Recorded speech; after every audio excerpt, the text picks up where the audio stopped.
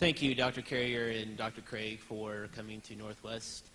Dr. Carrier, with your hallucination theory, I was wondering if you can back up the hallucination theory by stating in today's science what the DSM-4 says about hallucinations and the criteria as to how we can conclude that Paul and others, based on what the DSM-4 says about grief hallucinations, that they had those hallucinations.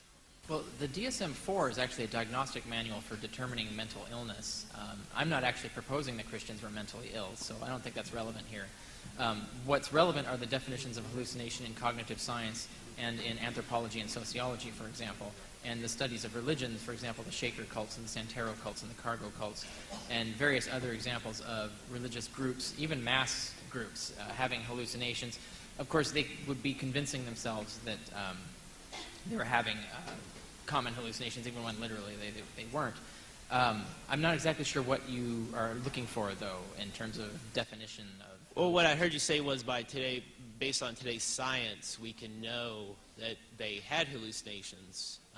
And so basically the psychiatric encyclopedia to be able to tell is the DSM-4. The DSM-5 is coming out, but the DSM-4 is... Well, I mean, you're focused on a diagnostic manual for mental illness, and that's not relevant to here.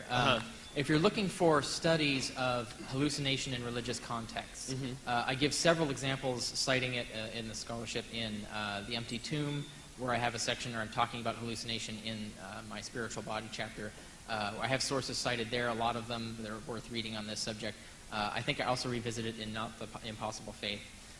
If you're looking for that, if that's what you're looking for there in terms of that.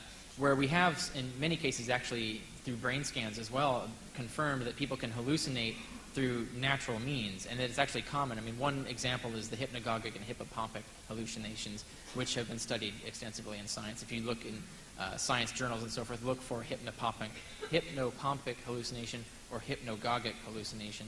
You'll see many examples of how even normal people can hallucinate.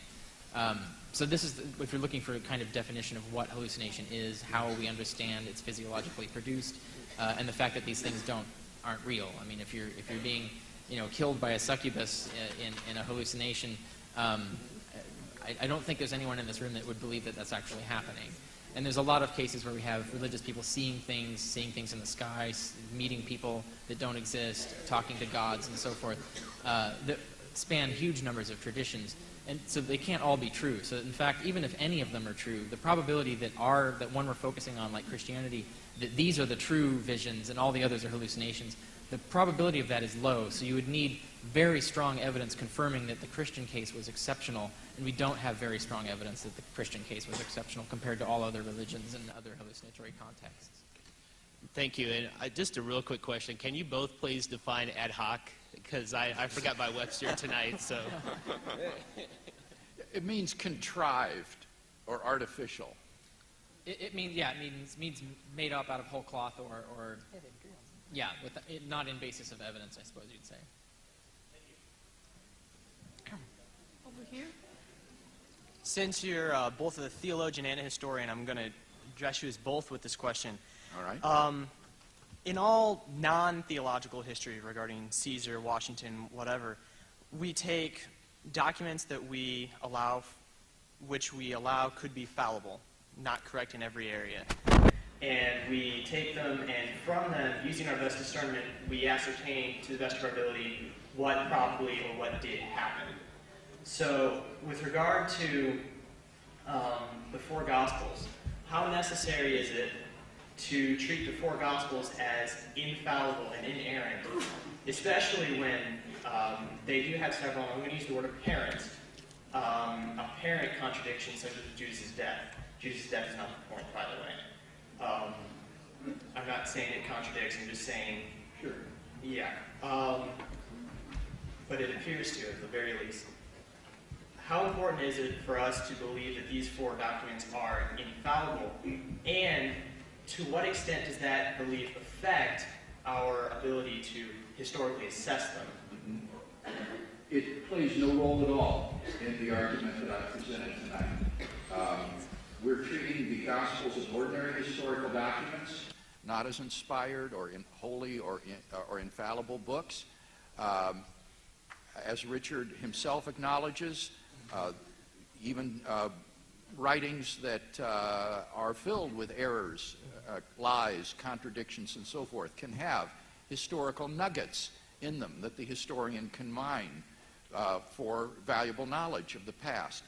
So, for example, take the apocryphal Gospels, these forged Gospels that came hundreds of years after the death of Jesus. Even though these are filled with fabulous legends and stories, nevertheless, there are historical nuggets in them that can be extracted and can be found when you apply to them the criteria for authenticity. So the thing about the argument that I've presented tonight is that it's not based in any way on presupposing that the Gospels are inspired or infallible or anything of that sort, but that we just approach them using the ordinary canons of historical scholarship that we would use for investigating other documents of ancient history. And what emerges from this study is, as I say, remarkably, is that facts like the crucifixion, the burial of Jesus, the discovery of his empty tomb, these post-mortem appearances, and the origin of the disciples' belief in his resurrection can be well established as belonging to the historical core of what we know about this man, Jesus of Nazareth. All right. Can y'all hear me? All right.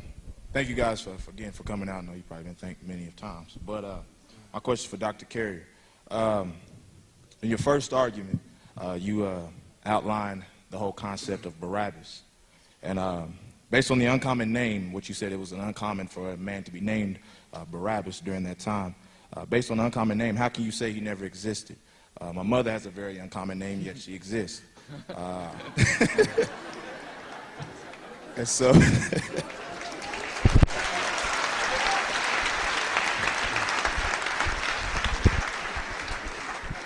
and you said one means son of the Father as well as the other. As Dr. Craig said, as I study my Bible, I'm very much of a Christian. I try to keep the Bible in its proper context when reading the Word so I can see the point of view that the author originally intended. And so what if one name could probably mean son of just an earthly father?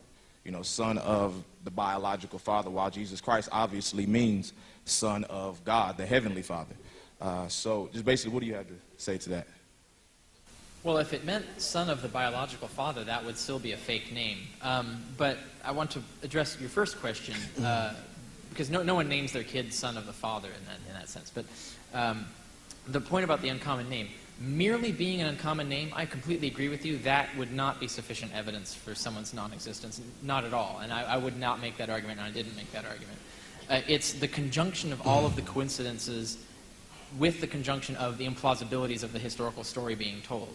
So when we look at the entire context of the Barabbas narrative, where it exactly matches the Yom Kippur annual ceremony in a story about an annual ceremony that otherwise we have no evidence existing and probably didn't exist because it's not something the Romans would do, and that it exactly matches the story of the gospel, where we have the one person being granted the sins of Israel, murder and insurrection, and then one person dying for the sins of Israel, exactly like the goats in the ceremony. And then what you see is this key word, Barabbas, son of the Father, exactly paralleling Jesus as the son of the Father.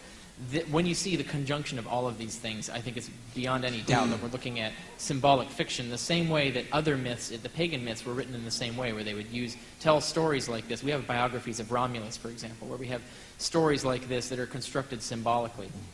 So that it's the conjunction of all the evidence that can come to the conclusion, not the unusual name at all.